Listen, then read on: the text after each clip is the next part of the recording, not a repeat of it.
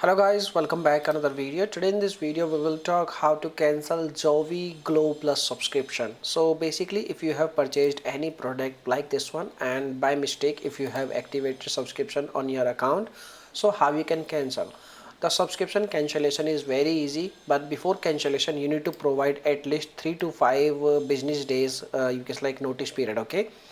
And what you have to do, you need to keep this thing in your mind also, like if your order is confirmed and when you place your order you will get a link in your order, you can manage your subscription from there, okay? This is the first thing.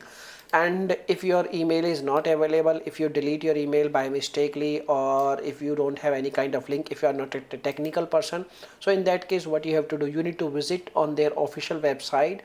And on the official website like Jovi Glow Plus, Jovi Nutrition is have official website, and when you are on their official website you need to contact with the customer support team by dialing their phone number. They have provided their phone number.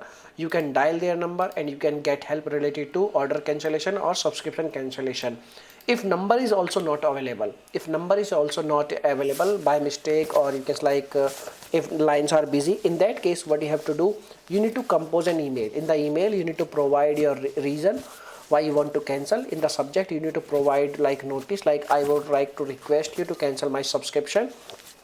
And in the subscription you can like box, you need to provide your subscription name, account number, email id, each and everything you have to provide. And you need to send this email at their email address like hello@jovinutrition.com. and once they receive your email, they will contact you related to subscription cancellation for verification purpose, and they will provide you proof of cancellation. If you don't get any proof of cancellation, please ask a proof of cancellation also. Until you don't get any proof of cancellation, you should contact with the customer support team related to cancellation. And once you get proof of cancellation, it means your subscription is cancelled and you are now free, okay? Now if you have any other questions, you can make a comment. I will reply you very soon, and thanks for watching this video. Bye bye.